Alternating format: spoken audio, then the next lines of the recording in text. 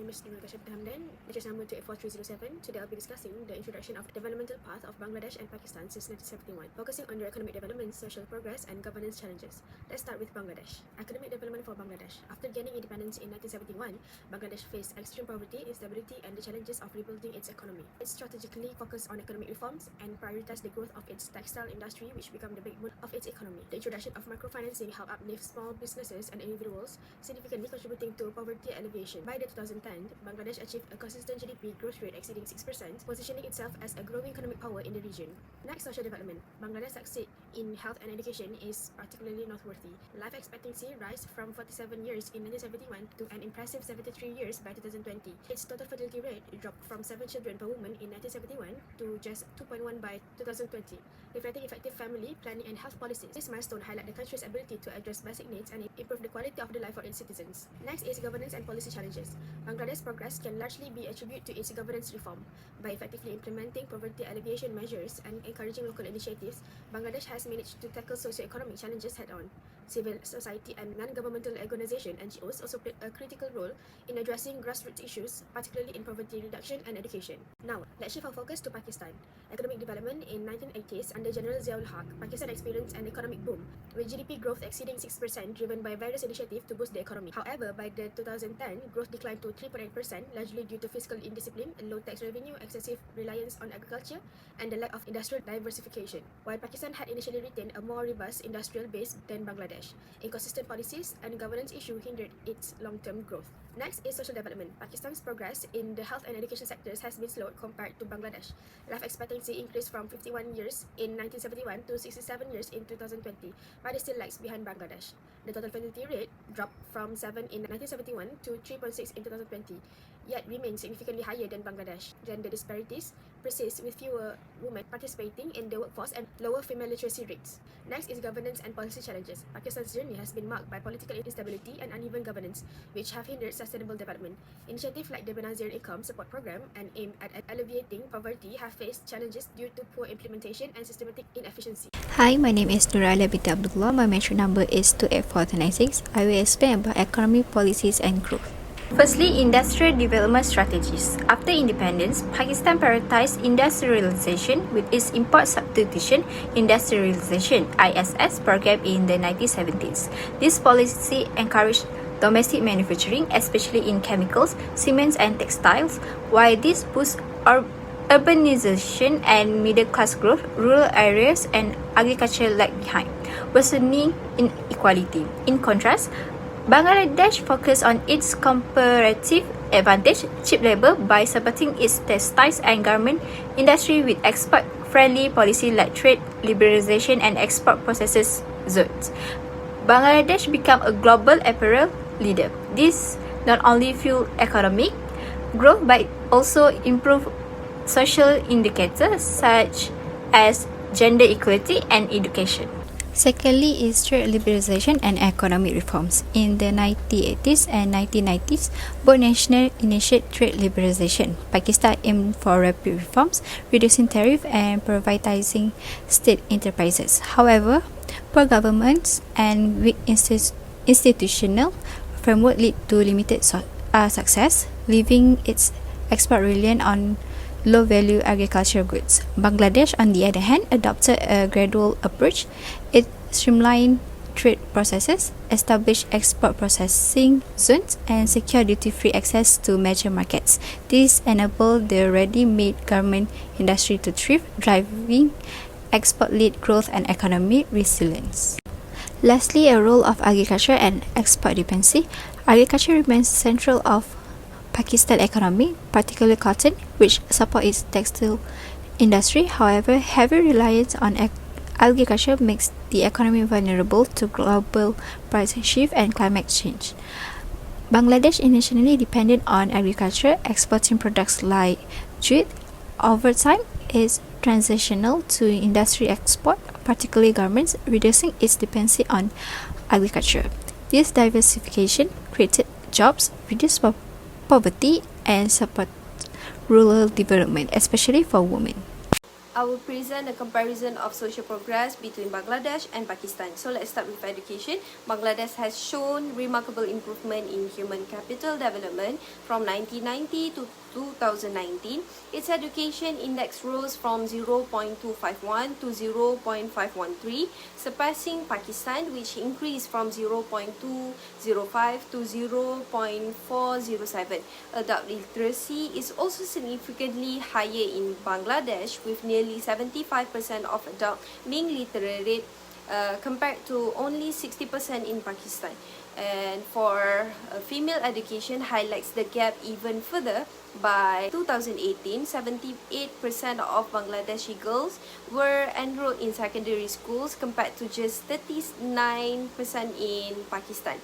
And Bangladesh investment in education have not only improved literacy, but they also have bridged gender disparities. Unlike Pakistan, where cultural and resource constraints still limit the program. Besides that, in health, Bangladesh outpaced Pakistan in life expectancy, with men and women living 74 and 71 years old on average, compared to 68 and 66 years in Pakistan. And Bangladesh also have achieved a dramatic reduction in infant and other 5 mortality rates thanks to community healthcare, family planning, and immunization programs like expanded program on immunization. In contrast, while Pakistan has improved immunization rates, it still faces significant challenges. Vaccine coverage disparities persist, and Pakistan remains one of only 2 countries where polio is endemic, and despite extensive eradication efforts. Moving on to the next areas, which is gender equality, Bangladesh has made notable strides in gender equality. Women's participation in the labor force has grown from 28.3% in 2000 to 36.3% in 2019, driven largely by their contribution to the ready-made garment sector. Policies supporting women entrepreneurs and inclusive businesses have further empowered women. Whereas for the Pakistan, cultural norms often restrict women's autonomy in employment and career decisions. So gender bias and workplace discrimination hinder women's progress, leading to unequal pay, limited promotions, and underrepresentation in leadership roles.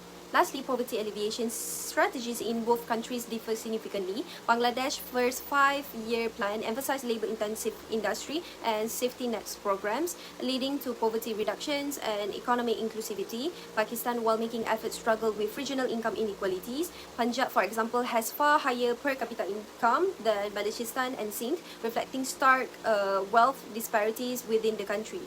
4.0 Political stability and impact on Pakistan and Bangladesh. In Pakistan politicals, they face social and political instability due to the military coup and frequent changes in leadership. These changes disrupt long-term planning and hinder economic growth. Ongoing problems like social inequality, inflation, and unemployment are worsened by frequent changes in leadership. In Pakistan governments, there are corruption and weak institutions. This will hurt public trust and most resources needed for education and healthcare. Inefficient government system make it hard to carry out the policies and promote social development. Political instability and government issues carry out the foreign investment, limiting growth and innovation. In Pakistan's political instability, in Pakistan's social inequality, there's a big gap to the wealth and access to resources, especially between urban areas and rural areas. Poor governance and instability make inequality worse, leaving many people without opportunities. Social and ethnic division further prevent equity and nationality. Bangladesh political stability. Bangladesh, like Pakistan, faced political stability early on but became more stable after 1990. Recent political stability has led to steady economic growth and long-term planning. In Bangladesh governance, there has improved governance, especially at the local government level. Despite growing corruption, reform in local services have made government more transparent and accountable. This improvement has helped attract foreign investment, leading to industrial growth. In Bangladesh social equality, women, especially in garment industry, play a key role in reducing poverty and improving social conditions. There have been improvement in social gender inequality, life expectancy, and literacy rate, especially in rural areas. Microfinancing programs like Ramen Bank and help women and rural communities access loans, boosting their social and economic status. To sum up and compare these two countries' development, Bangladesh has crowned due to political stability, economic reform, and social development despite corruption. Meanwhile, Pakistan struggles with political instability, weak governance, and deep social inequality, which hold back its progress. For Pakistan to improve, it needs to tackle this core issue: political instability, bad governance, and inequality. Assalamualaikum and hi everyone.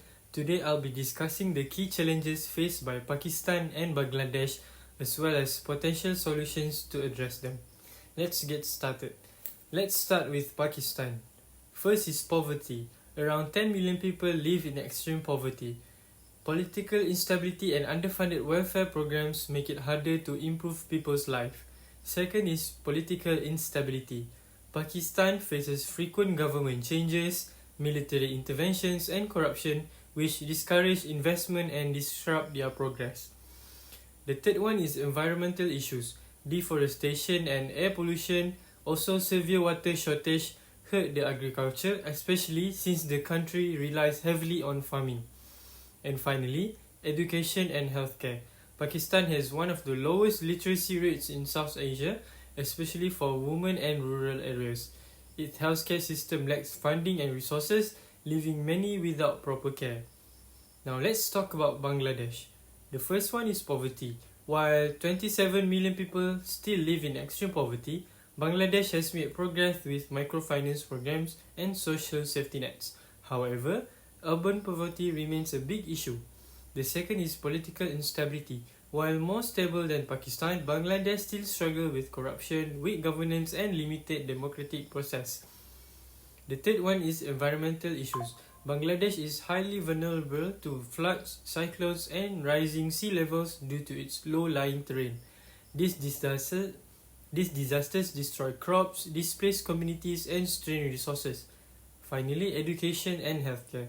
Bangladesh has improved literacy rates and closed gender gaps in education, but classrooms are overcrowded and there aren't enough teachers. Healthcare services also struggle to meet the growing demand. In conclusion, both Pakistan and Bangladesh face serious challenges, but progress is possible. To overcome it, for poverty, expanding social programs is key. Political instability can be addressed by improving governance and transparency. Environmental issues require sustainable practice and international support. And finally, increasing funding for education and healthcare will improve quality of life for millions. To conclude, the development of Pakistan and Bangladesh since the 1970s show how important good governance, strong policies, while both countries share a common history, their growth paths have been very different. Bangladesh has made great progress by focusing on industries like textiles and improving education, health, and gender inequality. Political stability and favorable policies have boosted its economy. For example, more women in the workforce and lower fertility rates have helped drive economy. Despite challenges like poverty and environmental risks, Bangladesh focused strategies have led to steady development. Pakistan, however, have faced many challenges. Political instability, poor policies, and social inequalities have slowed its progress. Issues like low literacy, weak healthcare, and poor gender development highlight the need for major reforms. Problems like corruption and unequal income distribution have made sustainable growth difficult. This comparison shows that good governance and smart policies are the key to success. Bangladesh's focused efforts show what's possible, while Pakistan's struggle remind us of the cause of instability. Moving forward, both countries can continue to grow by addressing their challenges with better strategies. Thank you.